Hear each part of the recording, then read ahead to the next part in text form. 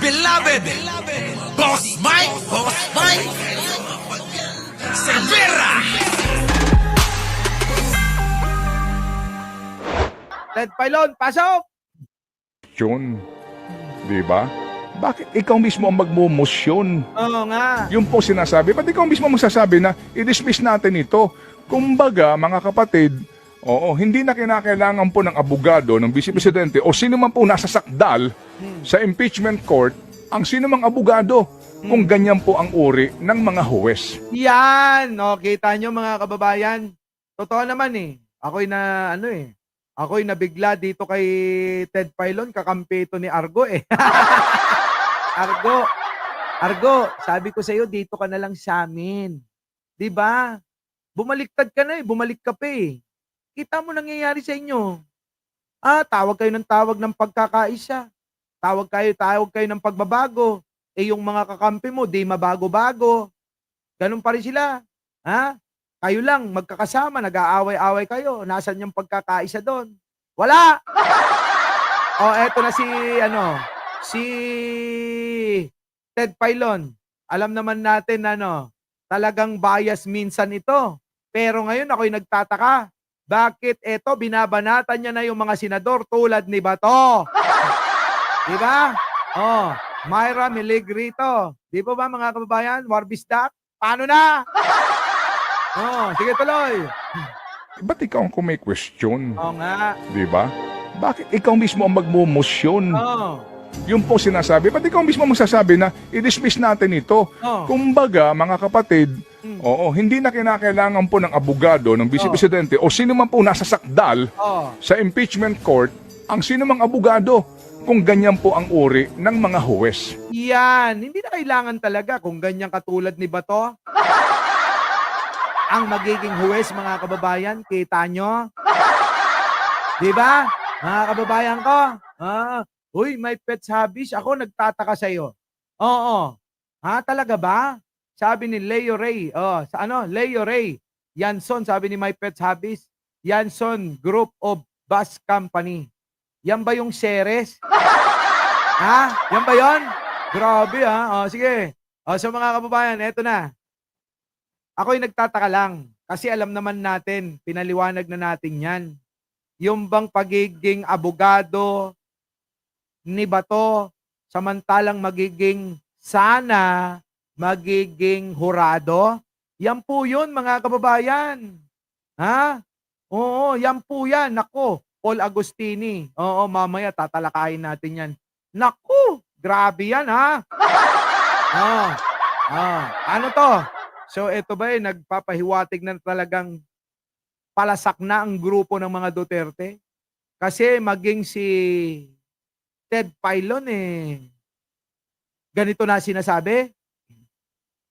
At maging yung mga vlogger nila, mga kababayan, iba na yung mga bukang bibig Kung hindi nagsisiraan, mga kababayan, kanya-kanya ng pagalingan at paandar sa sarili.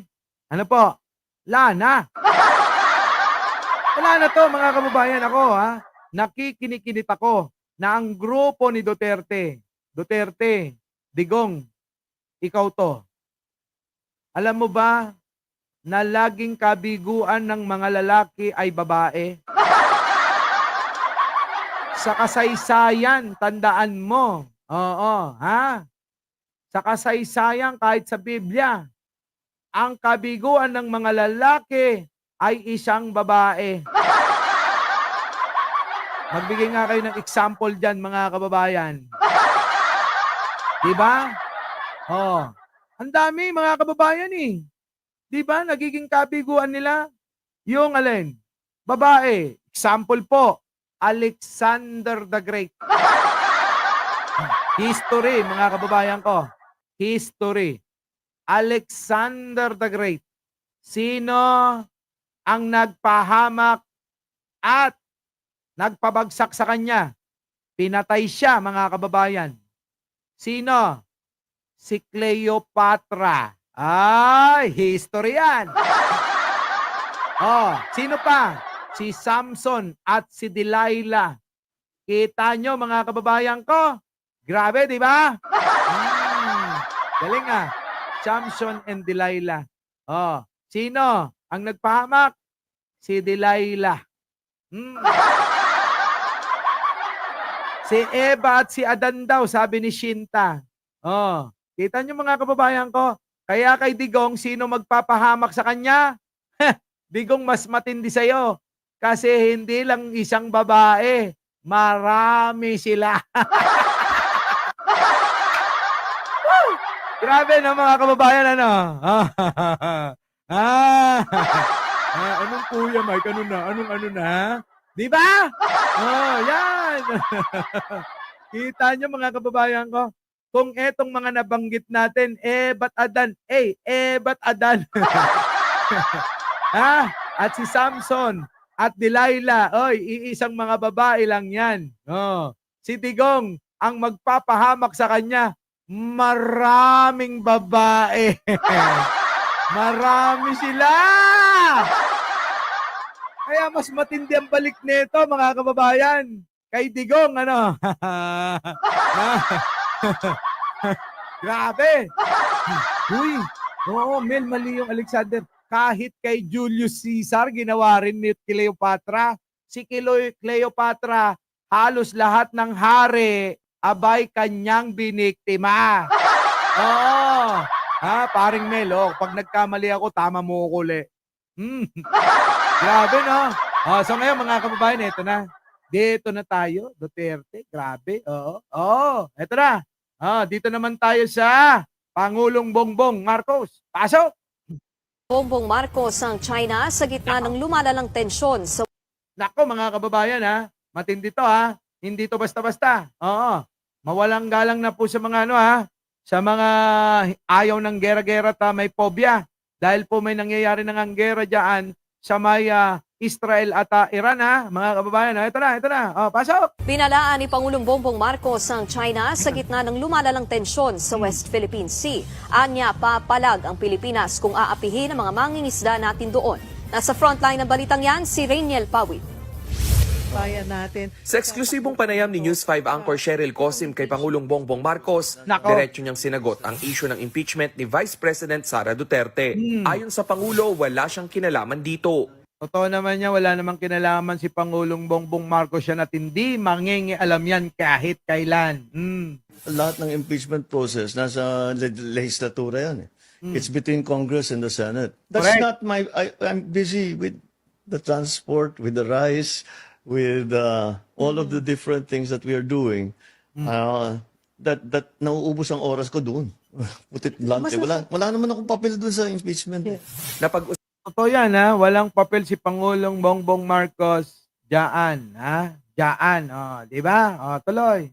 Usapan din ang lumalalang tensyon sa West Philippine Sea. Ayon kay Pangulong Marcos, hindi naman tayo nakikipag-away sa China. Pero handa raw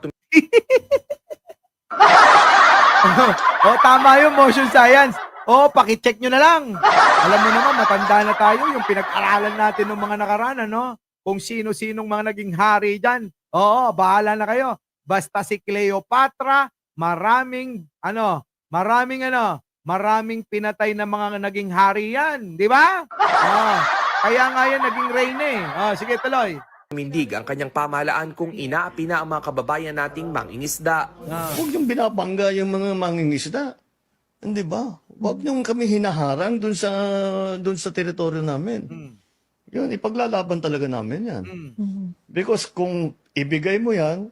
Yun na yun, motion science, si Cleopatra, talaga matindi yan, Yaan ang naging tinik sa mga naging hari, yung mga biktima niya, pinatay, nilason, ganon. Sinaksak, parang ganon, tuloy. Bibigay mo ng, like they say, you give the money namin. Ang kanyang pamahalaan kung inaapi na ang mga kababayan nating mangingisda. Yan na. Huwag yung binabangga yung mga mangingisda. Tapang ni Pangulo rito, mga kababayan, pakinggan nyo, Pakinggan nyo, napakatapang ni Pangulo rito. Yung kanyang mga boses, yung kanyang salita, matindi, mga kababayan, may diin, ito na. Pandin ang lumalalang tensyon That nauubos ang oras ko doon. Put it bluntly. Wala naman akong papel doon sa impeachment. Napag-usapan din ang lumalalang tensyon sa West Philippine Sea. Ayon kay Pangulong Marcos, hindi naman tayo nakikipag-away sa China. Pero handa raw tumindig ang kanyang pamahalaan kung inaapi na ang mga kababayan nating mangingisda. Nako, yan ang nga ba sinasabi ko? Dapat naman talaga ganon. Hindi naman po pwede na kayan-kayanan lang tayo, di ba? Payag ba kayo ganon, mga kababayan, na kinakayan-kayanan lang tayo porke maliit tayong bansa at walang kakayanan makipagdigma? Pero mga kababayan, tandaan ninyo, kahit gaano kaliit man ito, nakakapuhing din naman. Di po ba mga kababayan? Kahit gaano kaliit, nakakapuhing yan. Baka nakakalimutan nyo. Tuloy. Huwag yung binabangga yung mga mangingisda. Hindi ba? Huwag niyong kami hinaharang dun sa teritoryo namin. Yun, ipaglalaban talaga namin yan. Yun, paglalaban talaga natin yan. Nako, Pangulong Bongbong, alam mo na.